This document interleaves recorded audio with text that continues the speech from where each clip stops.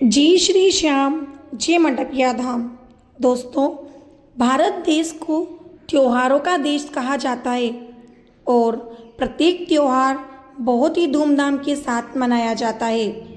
आज की इस वीडियो में मैं एक ऐसे त्योहार के बारे में बताने वाली हूँ जिसे भारत के साथ साथ अन्य कई देशों में भी काफ़ी धूमधाम से मनाया जाता है। पौष मास में जिस दिन सूर्य देव मकर राशि में प्रवेश करते हैं, उस दिन इस पर्व को मनाया जाता है। इस त्योहार को तमिलनाडु में पोंगल, कर्नाटक, केरल तथा आंध्र प्रदेश में संक्रांति, बिहार के कुछ जिलों में तिला संक्रांत और कहीं कहीं उत्तरायण भी कहते हैं। इस त्योहार को हम सभी मकर संक्रांति के नाम से जानते हैं। मकर संक्रांति का त्योहार बहुत ही खास होता है। जब सूर्य देव धनु राशि से निकलकर मकर राशि में प्रवेश करते हैं, तब ये त्योहार मनाया जाता है। मकर संक्रांति पर दान पुण्य का बहुत ही महत्व है। पौराणिक कथा अनुसार इसी दिन गंगा नदी कपिल मुनि के आश्रम से होते हुए सागर में मिली थी। इसीलिए इस दिन पवित्र नदियों में स्नान दान का विशेष महत्व है।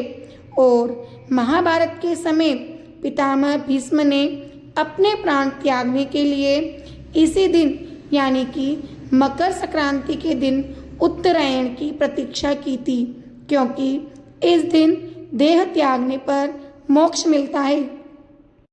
इस दिन को विजय के प्रतीक के रूप में भी मनाया जाता है, क्योंकि एक पौराणिक कथा के अनुसार भगवान विष्णु ने इस दिन असुरों का संहार किया था। इस दिन को देवताओं का दिन माना जाता है। इस दिन सूर्य देव अपने पुत्र शनि से मिलने मकर राशि में प्रवेश करते हैं, जिससे पिता पुत्र का मिलन होता है और ग्रह दोष शांत होते हैं।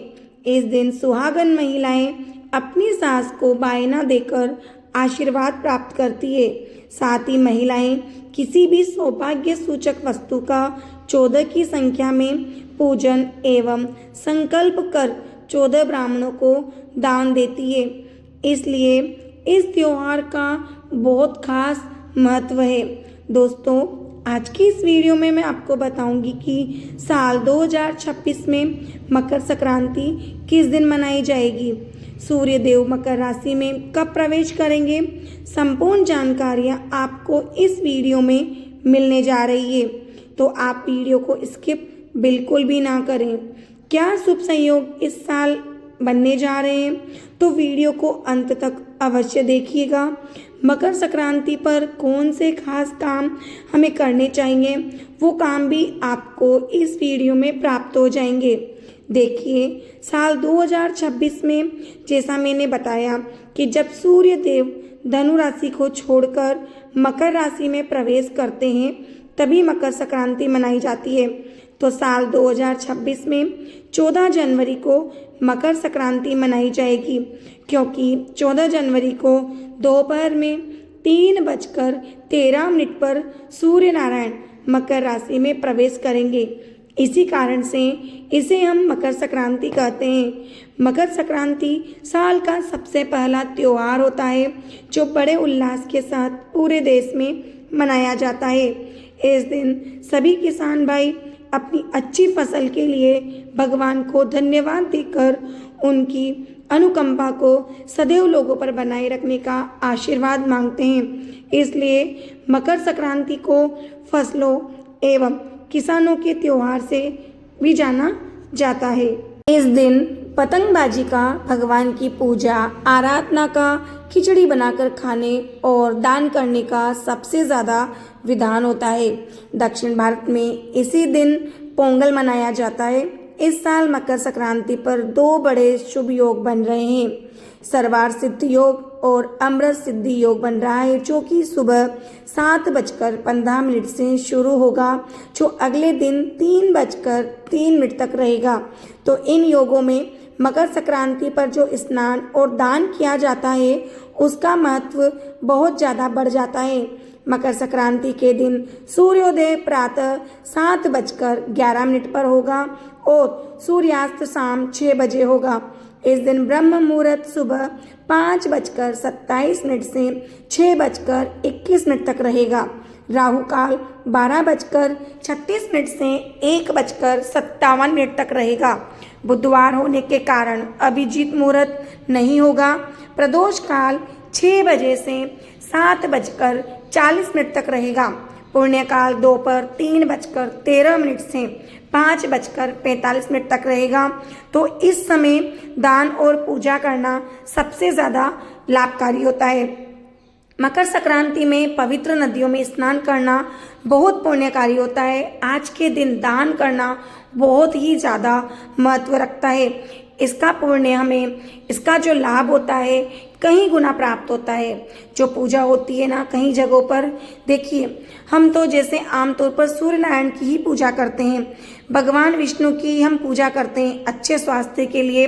सूर्य नारायण की आज की पूजा से ना जीवन में आपकी हर तरह की सकारात्मकता आती है, सकारात्मक ऊर्जा का संचार होता है।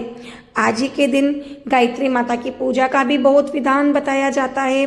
मकर संक्रांति के बारे में शास्त्रों में यह भी वर्णित है कि जो भी व्यक्ति सूर्य के उत्तरायण काल में देह त्याग करता है उसे जन्म और मृत्यु के चक्र से मुक्ति मिल जाती है, बैकुंठ धाम की उसे प्राप्ति होती है। इसी कारण मकर संक्रांति को मोक्ष प्रदायिनी त्योहार भी कहा जाता है। तो भीष्म पितामह ने भी देह त्याग के लिए इसी दिन का चयन किया था। अब मकर संक्रांति के दिन कुछ खास कार्य, कुछ खास उपाय होते हैं जो मैं अब आपको बताने वाली हूँ, वो आपको अवश्य ही करने चाहिए। इस दिन दान पुण्य का बहुत महत्व है। आपको इस दिन चावल का दान, मूंग की दाल, काले तिल, गुड़ का, तांबे के बर्तन का दान, ऊनी वस्त्रों का दान, जरूरतमंदों को अगर हम ये सब दान करते हैं तो इसका पुण्य फल बहुत होता है। हमारे जीवन में बड़ी ही शुभता आती है ये सब दान करने से।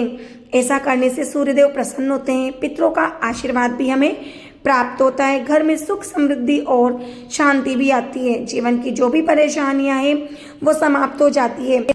इस दिन तांबे के कलश में जल में काले तिल डालकर सूर्य नारायण को अर्घ्य अवश्य दें। ऐसा करने से सूर्य देव की कृपा हमें प्राप्त होती है। जीवन में जो भी परेशानियां हैं वो समाप्त होती है।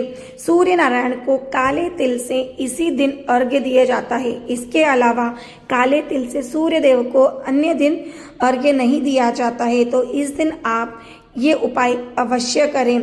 तिल से हमारे पाप क्षीण होते हैं। जितने तिल हम डालते हैं उतने ही हमारे पाप कम होते जाते हैं, चाहे वो पूर्व जन्म के हो चाहे वो इस जन्म के हो।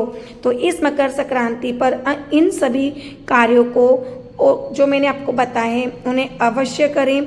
जैसे कि पुण्य काल में आप स्नान के लिए आप पहले से तय कर लें कि आप कहीं पवित्र तीर्थ स्थल पर जाकर स्नान करें। यदि आप किसी पवित्र तीर्थ स्थल पर या नदी पर नहीं जा सकते तो घर पर ही आप गंगा जल में सादा जल मिला करके घर पर ही आप तीर्थों का आगमन करके पवित्र नदियों का नाम लेकर के घर पर ही आप ब्रह्म मुहूर्त में स्नान करें और भगवान की पूजा करें।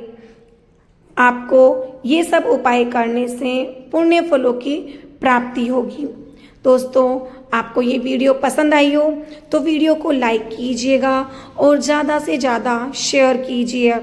आप इसके अलावा अगर आप किसी अन्य प्रकार की कोई राय, सुझाव या उपाय देना चाहते हैं तो आप मुझे कमेंट सेक्शन में जाके कमेंट अवश्य करें।